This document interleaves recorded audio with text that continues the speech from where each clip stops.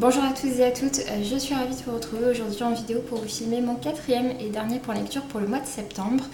Je m'excuse juste par avance si vous entendez que j'ai pas tout à fait la même voix que d'habitude, j'ai très mal à la gorge et je pense que je suis en train de perdre ma voix. Donc voilà. Du coup, dans cette vidéo, je vous parlerai tout d'abord de Annihilation de Jeff Vandermeer, publié au livre de poche.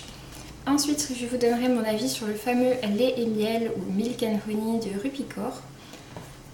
Puis je vous parlerai de Ma vie de bâche à poche de Nadia Hachimi. Ensuite, je vous parlerai de ma lecture de Du côté de chez Swann de Marcel Proust. Et enfin, je terminerai avec ma lecture du tome 1 de la trilogie transmédia La Vénus d'Emrae qui s'appelle Le retour des Téliors de Marc Frachet. Je vais donc attaquer tout de suite avec Annihilation. Annihilation, c'est un roman de science-fiction que j'ai reçu de la part du livre de poche imaginaire à qui je l'avais demandé. Il s'agit en fait d'un court roman qui fait à peu près 200 pages, je crois. Ouais, c'est à 230 pages, dans lequel en fait on va suivre une biologiste qui s'est portée volontaire pour partir dans la 12e expédition dans la zone X. La zone X, c'est une zone qui est très mystérieuse, qui s'est fait dans une sorte de coin d'une jungle et dans laquelle il se passe plein de phénomènes très étranges. Donc ils essayent d'envoyer des scientifiques pour essayer de cartographier la zone, d'essayer de savoir ce qui se passe dedans, etc. Sauf que personne ne revient indemne, c'est-à-dire que beaucoup se suicident, s'entretuent, reviennent complètement fous, reviennent avec des cancers incurables, etc. Mais notre biologiste va se porter volontaire, elle a envie de savoir ce qui se passe là-dedans, et puis elle a également quelques motivations personnelles qu'on découvrira. C'est un roman que j'ai plutôt bien aimé et surtout j'ai trouvé que sa grande force c'est vraiment l'ambiance. On a vraiment une ambiance très prenante avec une sorte d'étau qui se resserre, c'est assez flippant mais en même temps bon, voilà, c'est pas non plus un livre d'horreur, mais voilà, c'est vrai qu'il y a un côté un peu inquiétant où on se demande un peu ce qui se passe et on se dit que c'est pas tout à fait normal. Mais voilà, j'ai vraiment bien aimé. J'avais déjà vu passer le livre à sa sortie en grand format au Diable Vauvert. D'ailleurs, le tome 2 est déjà sorti en France et je crois que la trilogie est terminée. Il me semble que le 3e tome est sorti aux États-Unis. Donc voilà, je lirai la suite avec grand plaisir parce que je suis curieuse de voir ce que nous réserve encore la zone X étant donné que ce premier tome est loin de nous donner toutes les réponses. Et du coup, oui, je remercie vraiment le livre de poche imaginaire pour cette découverte. Ensuite, j'ai donc lu Lait et miel, soit Milk and Honey de Rupi Kaur, publié chez Charleston. C'est un roman qui avait déjà beaucoup fait parler de lui à sa sortie en VO, où je l'avais déjà vu passer, mais j'espérais une traduction parce que c'est vrai que j'ai pas forcément un niveau génial en anglais, et du coup j'avais peur de pas forcément comprendre toutes les subtilités, étant donné que en fait ce n'est pas un roman mais un recueil de poèmes, qui a donc été écrit par Rupi Kaur, qui est une femme indienne.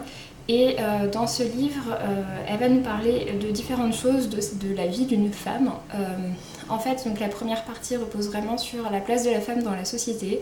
Et c'est la partie que j'ai trouvée pour ma part la plus forte, où j'ai noté le plus de poèmes qui m'ont vraiment frappée. Et j'ai trouvé ça vraiment incroyable de voir à quel point il y avait une force dans les mots, dans des poèmes aussi courts, puisque vraiment... il y en a certains qui sont vraiment très très très courts et pour autant il y a une très grande force dedans et dans ce qui est dit. Donc ouais, voilà. J'ai vraiment beaucoup aimé. Après la seconde partie elle est sur les relations amoureuses, puis sur les ruptures et enfin sur se reconstruire et s'accepter. Donc voilà, j'ai vraiment beaucoup aimé, je trouvais que c'était une très belle découverte, c'est forcément très très éloigné de ce que je lis d'habitude, mais c'est une découverte que je trouve importante à faire et qui ouvre un peu les yeux, et voilà, je suis vraiment très très contente d'avoir pu le découvrir. Du coup je remercie vraiment la maison d'édition Charleston et je lui ai mis la note de 17/20, vraiment je vous recommande la découverte. Et d'ailleurs si ça vous intéresse, sur mon compte Instagram j'avais publié un des poèmes. J'ai pas spécialement envie de vous lire parce que j'ai peur que ça rende moins bien, mais j'avais publié un des poèmes sur mon compte Instagram. Ensuite, j'ai donc lu Ma vie de bâche à poche de Nadia Hachimi, publié chez Castlemore. Celui-ci est également un service presse que j'ai demandé à Castlemore parce qu'en fait j'avais lu les 2 premiers romans de Nadia Hachimi qui sont publiés eux chez Milady et qui sont destinés à un public adulte, à savoir La perle et la coquille et Si la lune n'éclaire nos pas. Et en fait Ma vie de bâche à poche, de par le résumé et rien que le titre, ça me faisait vraiment penser à une sorte de spin-off de La perle et la coquille mais destiné à un public enfant. puisqu'en fait dans La perle et la coquille on suivait déjà une enfant qui était une vache à poche. Les bâches à poche, c'est une tradition en Afghanistan notamment, et peut-être dans les pays autour, mais en tout cas en Afghanistan, qui permet en fait aux familles qui n'ont pas de...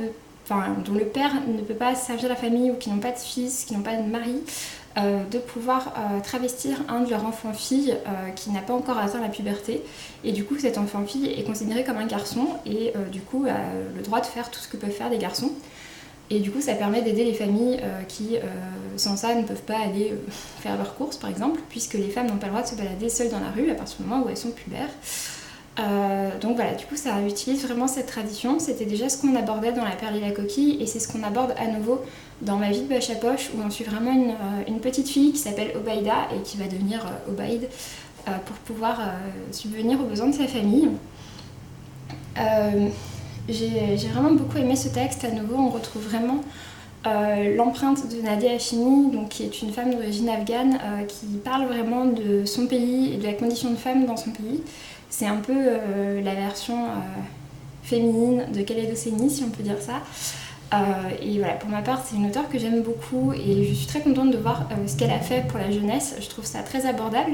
Je trouve que Obaïda est un personnage qui est à la fois très malin et en même temps très humain et très normal, et du coup je pense que l'identification est assez facile envers elle.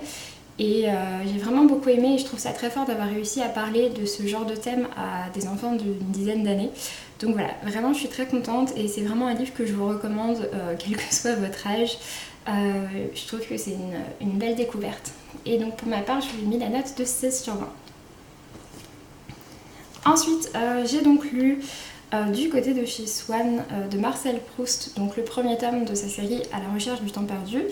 C'est un livre que j'avais envie de découvrir puisque voilà, c'est un peu un des grands livres classiques que j'avais pas lu.